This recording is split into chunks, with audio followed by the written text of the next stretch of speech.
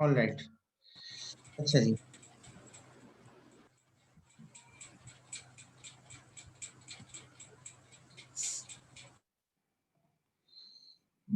Minute जल्दी से कर लूं। अच्छा जी, एक और चीज इसमें ही शो करना चाह रहा था मैं। एक और बिहेवियर आप लोगों को दिखाना चाह रहा था जो कि मैटर ओवरराइडिंग में होता है, हो सकता है। वो ये है कि मिसाल के तौर पे अगर हम ये हमारी हमने क्या किया, एक बेस क्लास बनाई है और दो ड्राइव क्लास बनाई है, उनमें ओवरराइडिंग हो रही है। ठीक है। अगर मैं एक काम ये करूं कि मैं ये जो ड्राइव टू है मिसाल के तौर पे मेरी क्लास, ठीक है, अगर इसके अंदर मैं इसका स्कोप खाली कर दूं, यानी स्कोप इसका एम्प्टी कर दूं, ठीक है, तो अब जब ये ड्राइव टू कॉल होगी तो क्या होगा? आप लोग क्या लगता है कि क्या होगा इसके कोड में? आपके सामने पूरा कोड है। अगर मैंने ड्राइव बेस क्लास है, वही कोड है सेम, ठीक है। हु के अंदर जो बेस क्लास में इम्प्लीमेंटेशन है उसमें हमने who calling from base class कर दिया। ड्राइव वन के अंदर हमने who calling from drive one कर दिया। और जो बेस क्लास टू मतलब जो ड्राइव टू है उसके अंदर हमने हु के स्कोप को एम्प्टी कर दिया। ठीक है, यानी जब ये कॉल होगा तो कुछ भी बेसिकली इसकी बॉडी के अंदर कुछ भी नहीं है इस मेथड की। तो आप क्या प्रिंट होगा जब ये हु ड्राइव टू क्लास वाला कॉल होगा? क्या लगता है आप लोगों को ये क्या कॉल होगा? या आप लोगों से क्वेश्चन है, आप लोग उसको जवाब दें। नल। नल क्यों आएगा मुनीब? कैसे आएगा नल? हमने तो कुछ भी प्रिंट नहीं किया, तो नल कैसे आएगा? सोचो।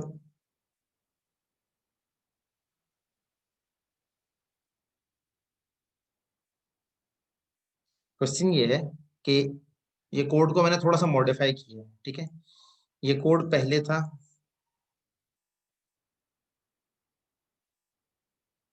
ये, ठीक है, यानी ड्राइव टू के अंदर एक लाइन लिखी हुई थी, ठीक है, जो कि बेसिकली जब ड्राइव टू का हु मेथड कॉल हो रहा था तो ये लिखा हुआ, तो ये प्रॉम्प्ट होता था या लिखा हुआ आता था कि who method calling from drive to class. अगर मैं इस हु को हटा दूं तो अब क्या कॉल होगा? कॉल ही नहीं होगा। अच्छा जी। और बाकी वो क्या लगता है? तो मुनीब ने बता दिया, शामिर ने बता दिया, बाकी वो क्या लगता है? 30 स्टूडेंट्स, 31 स्टूडेंट्स तकरीबन है। तो क्या है? नहीं होगा कॉल। अच्छा, और बाकी ये बताते हैं, सारे बताते हैं जल्दी जल्दी।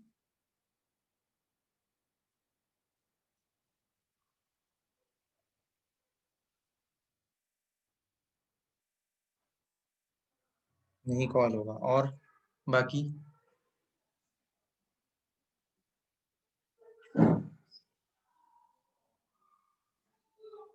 अच्छा जी, नल आएगा।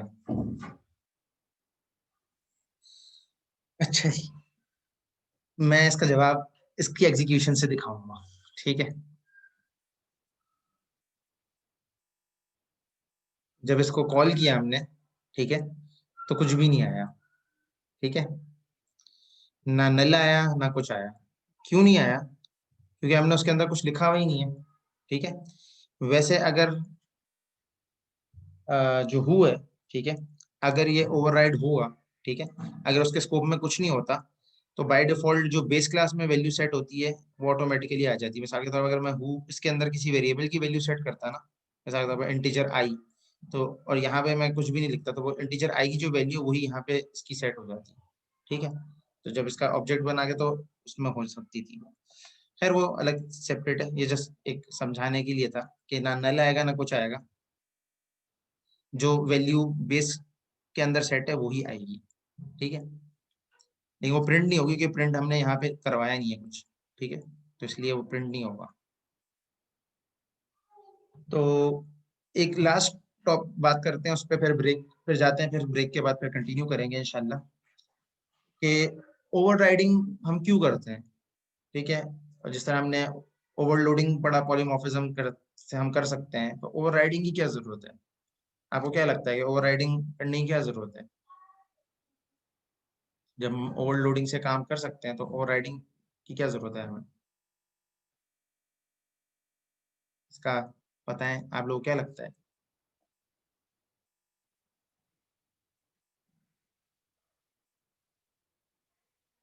जी, फरमाएं।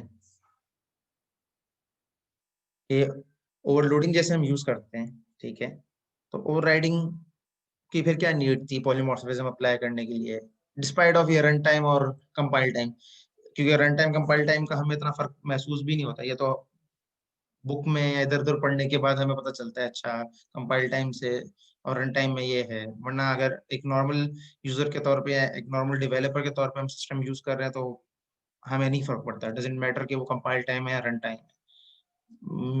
माइन्यूट सा फर्क आता होगा तो उससे कोई खास वो हमें सरोकार नहीं है कि हमारा काम हो रहा है। तो क्या फायदा है ओवरराइडिंग का? आप लोगों को क्या लगता है? खुद पता है, खुद सोचें, और थोड़ा जल्दी से पता है ये फिर नमाज ब्रेक देना है, नमाज ब्रेक के बाद फिर कंटिन्यू करेंगे इंशाल्लाह। जी।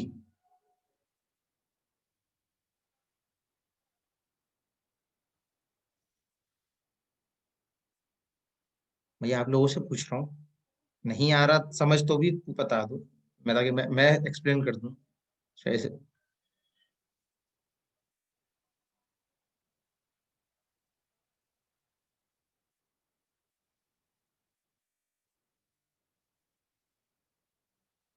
अच्छा जी, ओवरराइडिंग का जो सिंपल प्रिंसिपल है, जो फायदा है, वो वन इंटरफेस मल्टीपल मेथड्स है, ठीक है। मिसाल के तो जिसका सिंपल ये है कि हम जब एक बेस क्लास बना लेते हैं, ठीक है, उस बेस क्लास को हम फिर जितने तरीकों से यूज करना चाहे हम यूज कर सकते हैं, ठीक है। तो इस तरीके से हम लोग बेसिकली अपना जो हमारा ओवरराइडिंग है, मेजर उसका रीजन यही है, ठीक है।